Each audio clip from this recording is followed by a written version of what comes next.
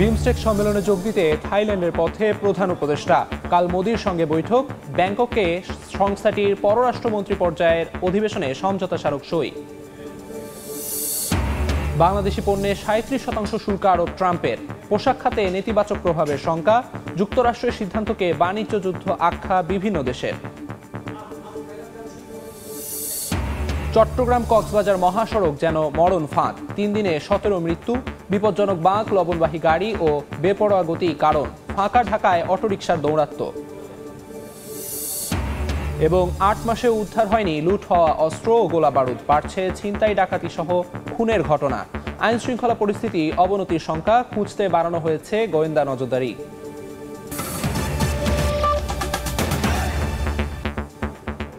সময় সংবাদের সঙ্গে আছি আমি আমিরুল ইসলাম আলিফ। থাইল্যান্ডে বিমস্টেক সম্মেলনে যোগ দিতে ঢাকা ছেড়েছেন অন্তর্বর্তী সরকারের প্রধান উপদেষ্টা ডক্টর মোহাম্মদ ইউনূস। সকাল 8:55 বিমান বাংলাদেশ এয়ারলাইন্সের একটি ফ্লাইটে ঢাকা ছাড়েন তিনি। ব্যাংককের স্থানীয় সময় বিকেল 3টায় বিমস্টেক ইয়ুথ জেনারেশন ফোরামের কনফারেন্সে যোগ দিয়ে বক্তব্য রাখবেন সরকার প্রধান। এছাড়াও আগামীকাল প্রধান উপদেষ্টা অধ্যাপক ইউনূস বিমস্টেক সম্মেলনে যোগ দেবেন। এবারের সফরে প্রধান উপদেষ্টা ভারত সহ বিমস্টেক সদস্য রাষ্ট্রগুলোর নেতাদের সঙ্গে দ্বিপাক্ষিক বৈঠক করবেন। সম্মেলনের তৃতীয় দিনে আনুষ্ঠানিকভাবে পরবর্তী 2 বছরের জন্য বিমস্টেকের চেয়ারম্যান হিসেবে দায়িত্ব নেবে বাংলাদেশ। আজ বিমস্টেক সদস্য রাষ্ট্রগুলোর মধ্যে মন্ত্রী পর্যায়ের বৈঠক চলছে। এরই মধ্যে স্বাক্ষরিত হয়েছে সমুদ্র পরিবহন সহযোগিতা স্মারক। বিমস্টেক সম্মেলনের সবশেষ খবর জানাতে ব্যাংককে আছেন সহকর্মী নাজমুস সালেহী। সরাসরি চলে যাচ্ছি তার কাছে। ঢাকা থেকে বিমস্টেকের সম্মেলনে যোগদানের উদ্দেশ্যে ব্যাংককের উদ্দেশ্যে রওনা দিয়েছেন প্রধান উপদেষ্টা ডক্টর মোহাম্মদ ইউনূস।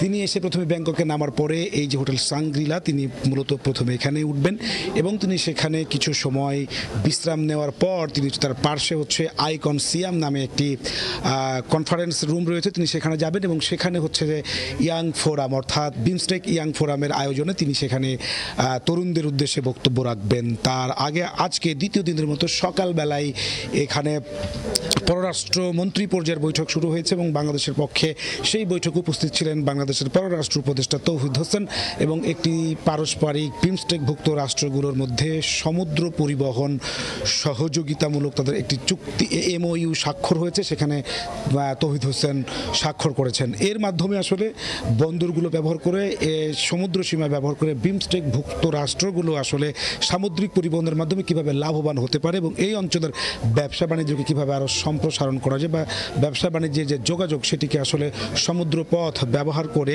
আরও কীভাবে ত্বরান্বিত করা যায়, এই সমস্ত বিষয়গুলো মূলত সেখানে থাকবে এবং সেখানে আজকে সেটির এমওইউ হয়েছে। এই সম্মেলনের এবারের সম্মেলনের চূড়ান্ত যে একটি চুক্তি হবে সেটি হচ্ছে যে এই পারস্পরিক সমুদ্র পথ ব্যবহারের যে সহযোগিতা পরিবহনের যেই ব্যাপার সেটি নিয়ে আসলে চুক্তিটি স্বাক্ষরিত হওয়ার কথা আছে, সেটি হচ্ছে আগামীকাল। সব কিছু ছাপিয়ে বলা চলে যে এখন 2 হেভিওয়েট বাংলাদেশের প্রফেসর ডক্টর মোহাম্মদ ইউনূস অন্তর্বর্তী সরকারের প্রধান উপদেষ্টা এবং ভারতের প্রধানমন্ত্রী নরেন্দ্র মোদী এইখানেই বৈঠকে বসবেন আগামীকাল 3:45 ব্যাংককের স্থানীয় সময়।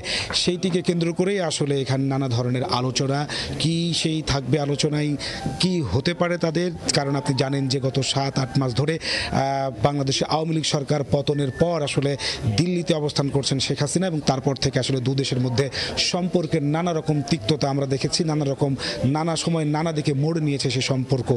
এই সফরে দুজনের একসঙ্গে বৈঠক, দ্বিপাক্ষিক বৈঠক হওয়ার পর সেটি আসলে বরফ কিছুটা শীতল হতে পারে।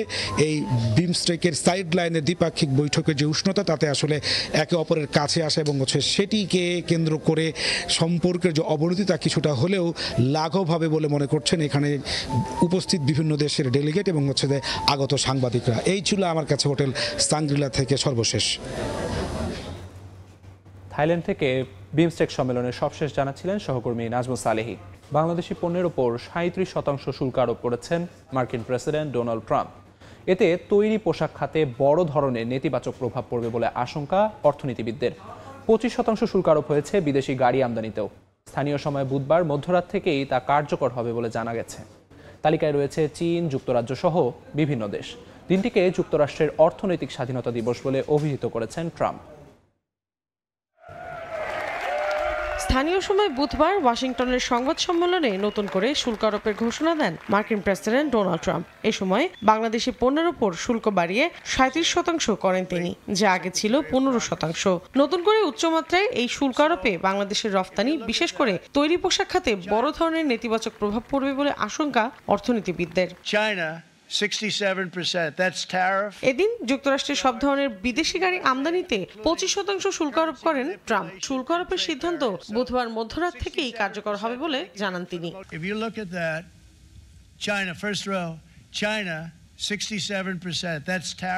আগামীকাল থেকে যুক্তরাষ্ট্র অন্যান্য দেশের ওপর পারস্পরিক শুল্ক প্রয়োগ করবে। গত কয়েক দশক ধরে এ নিয়ে আমরা ভাবিনি, আর এখন দেখতেই পাচ্ছেন কি ঘটছে। যেসব দেশ আমাদের সঙ্গে খারাপ ব্যবহার করবে, আমরা তাদের সমস্ত শুল্ক হার সহ অন্যান্য প্রতারণার উপায় একত্রে হিসাব করব। এবং যেহেতু আমরা খুব দয়ালু, তাই আমরা খুবই দয়ালু আচরণ করছি। ট্রাম্পের এই সিদ্ধান্তে 26% শুল্ক আরোপ করা হয়েছে ভারতীয় পণ্যের ওপর, পাকিস্তানের ওপর 29 আর চীনের ওপর 34% শুল্ক আরোপের ঘোষণা করা হয় বলে জানিয়েছে বিভিন্ন গণমাধ্যম। এছাড়া ইউরোপীয় ইউনিয়নের পণ্যে 20, ভিয়েতনামের ওপর 46, শ্রীলঙ্কার পণ্যে 44, তাইওয়ানে 32, মালয়েশিয়ার পণ্যে 24, মিত্রদেশ ইসরায়েলের পণ্যে 17%, যুক্তরাজ্যের পণ্যে 10% শুল্ক আরোপ করেন ডোনাল্ড ট্রাম্প। মৌসুমীর সাথী, সময় সংবাদ। চট্টগ্রাম কক্সবাজার মহাসড়ক মৃত্যু ফাঁদে পরিণত হয়েছে। মহাসড়কটিতে প্রায় প্রতিদিনই কোথাও না কোথাও ঝরছে প্রাণ। দুর্ঘটনা কমাতে চট্টগ্রাম কক্সবাজার মহাসড়ক 4 লেনে উন্নীত করা ছাড়া বিকল্প নেই বলে মনে করছেন সংশ্লিষ্টরা। মোহাম্মদ ফরাজের ক্যামেরায় বিস্তারিত জানাচ্ছেন সুজাউদ্দিন রুবেল। চট্টগ্রাম কক্সবাজার মহাসড়কের চুনুতির জাঙ্গালিয়া এলাকা একই স্থানে পরপর 3 দিন ঘটেছে 3টি দুর্ঘটনা। এতে 17 জন নিহত সহ আহত হয়েছে অন্তত 27 জন। চট্টগ্রাম কক্সবাজার মহাসড়কের এই অংশে রয়েছে বিপজ্জনক বাঁক। বাঁকে নেই দিক চিহ্ন সম্বলিত সাইনবোর্ড কিংবা ফলক। মহাসড়কের দুপাশে রয়েছে ঘন জঙ্গল, এতে দূর থেকে বাঁক চোখে পড়ে না। এখানেই শেষ নয়, অনুমোদন না থাকলেও মহাসড়কে চলাচল করে অনেক ফিটনেসবিহীন যান ও নিষিদ্ধ ব্যাটারি চালিত ইজিবাইক, সিএনজি চালিত অটোরিকশা।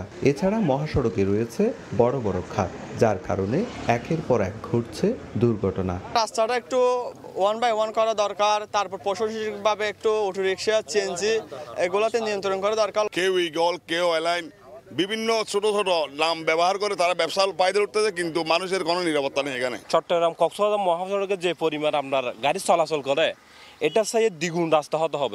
এদিকে চট্টগ্রাম কক্সবাজার মহাসড়কটি প্রশস্ত করার একটি প্রকল্প রয়েছে বলে জানায় সড়ক ও জনপথ বিভাগ। এটা অলরেডি জায়গা স্টাডি করতেছে, আমার জানা মতো এটা সেপ্টেম্বরে শেষ হবে। স্টেক হোল্ডার মিটিংও অলরেডি হয়ে গেছে। চট্টগ্রাম কক্সবাজার 150 কিলোমিটার দূরত্বে এই মহাসড়কে প্রতিদিনই চলাচল করছে 20,000-এর বেশি যানবাহন।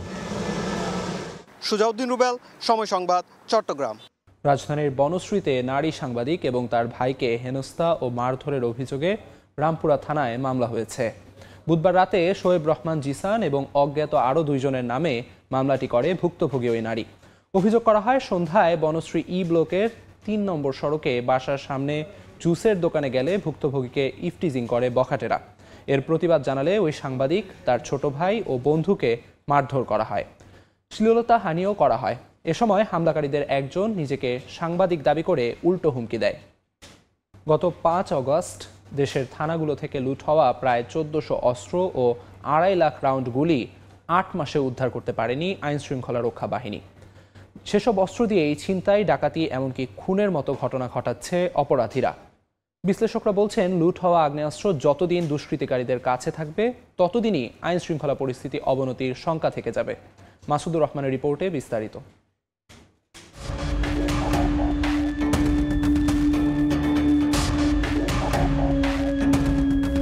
গণ অভ্যুত্থানে বিতর্কিত ভূমিকার কারণে ক্ষুব্ধ হয়ে 5 আগস্ট দেশের বিভিন্ন থানায় হামলা চালায় ছাত্র জনতা।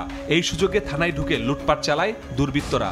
লুট করা হয় চীনা রাইফেল, এসএমজি, এলএমজি, শটগান সহ 5,750টি আগ্নেয়াস্ত্র ও 6,51,651টি গোলাবারুদ।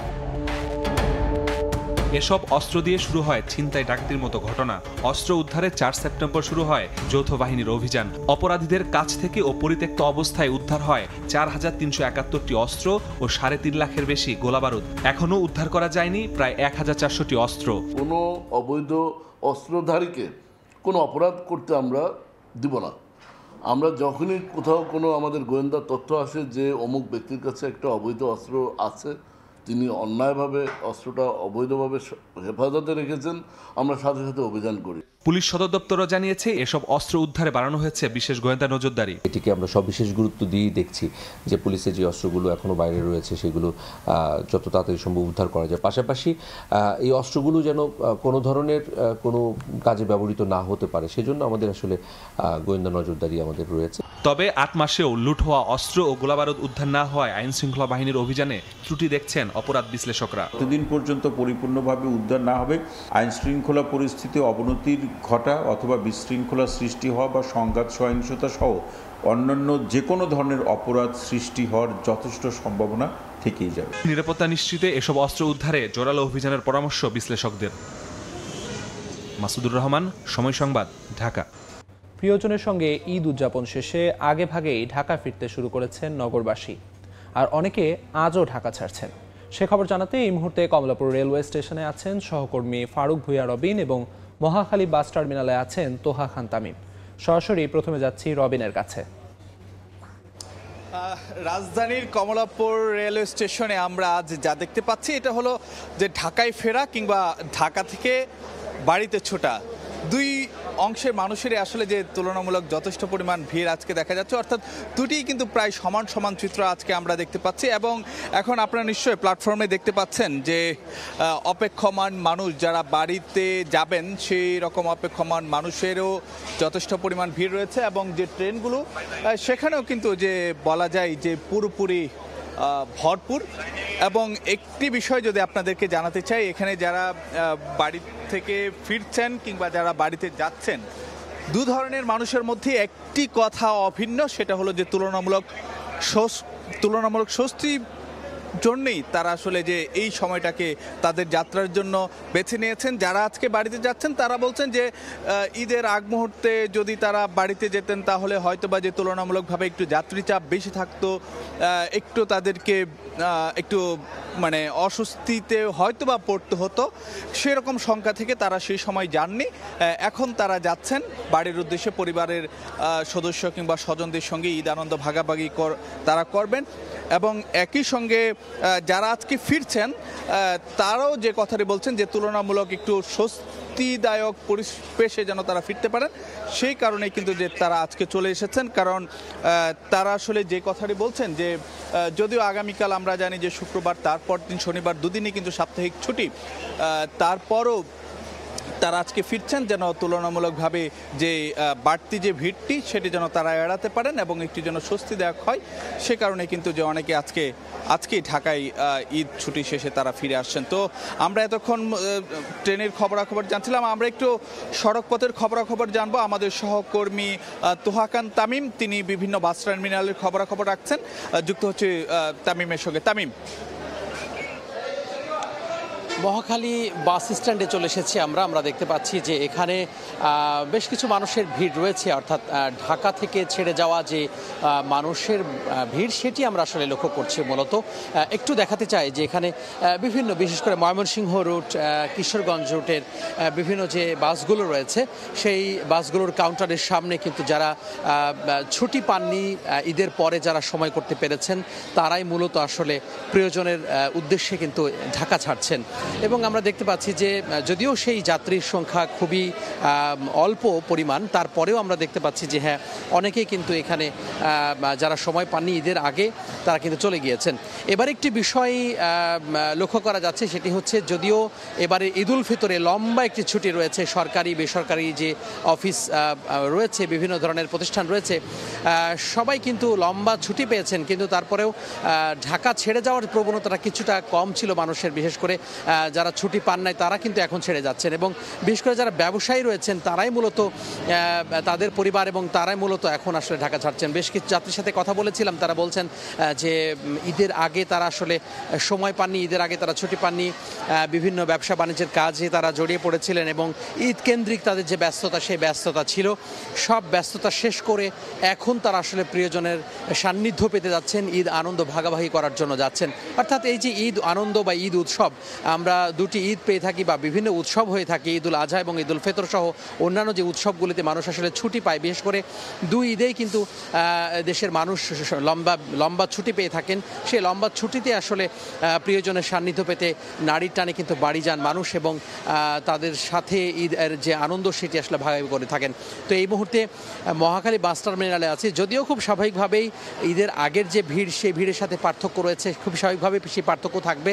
তারপরে আমরা দেখতে পাচ্ছি যে প্রায় প্রতিটি কাউন্টারে কিন্তু মানুষের যে ভিড় সেটি কিন্তু আমরা লক্ষ্য করছি বা যাত্রীদের ভিড় রয়েছে, কিছু কিছু হলেও ছাড়ছেন। এছাড়া আমরা লক্ষ্য করেছি যে একই অঞ্চল থেকে অর্থাৎ ময়মনসিংহ কিশোরগঞ্জ এই অঞ্চল থেকেও ঢাকামুখী যে মানুষের যেই চলে আসার প্রবণতা অর্থাৎ কর্মের তাগিদে চলে আসার প্রবণতা, ছুটি শেষ করে ঈদের আনন্দ শেষ করে ঢাকায় চলে আসার যে স্রোত সেটিও কিন্তু আমরা দেখেছি। দুই একটি বাস কিন্তু এখানে চলে এসেছেন এবং যাত্রীরা সকাল থেকে কিন্তু ঢাকামুখী হয়েছেন। তো এই ছিল মহাখালী বাস টার্মিনাল থেকে আমার হাতে সব শেষ। সরাসরি যুক্ত ছিলাম মহাখালী বাস টার্মিনালে এবং এর আগে কমলাপুর রেল স্টেশনে। এ পর্যায়ে শীর্ষ সংবাদগুলো জানিয়ে দিচ্ছি আরেকবার। বিমস্টেক সম্মেলনে যোগ দিতে থাইল্যান্ডের পথে প্রধান উপদেষ্টা, কাল মোদির সঙ্গে বৈঠক। ব্যাংককে সংস্থার পররাষ্ট্রমন্ত্রী পর্যায়ের অধিবেশনে সমঝোতা স্মারক সই। বাংলাদেশি পণ্যে 37% শুল্ক আরোপ ট্রাম্পের, পোশাক খাতে নেতিবাচক প্রভাবের শঙ্কা। যুক্তরাষ্ট্রের সিদ্ধান্তকে বাণিজ্য যুদ্ধ আখ্যা বিভিন্ন দেশের। চট্টগ্রাম কক্সবাজার মহাসড়ক যেন মরণ ফাঁদ, 3 দিনে 17 মৃত্যু। বিপজ্জনক বাঁক, লাশ, লবণবাহী গাড়ি ও বেপরোয়া গতি কারণ। ফাঁকা ঢাকায় অটোরিকশার দৌরাত্ম্য।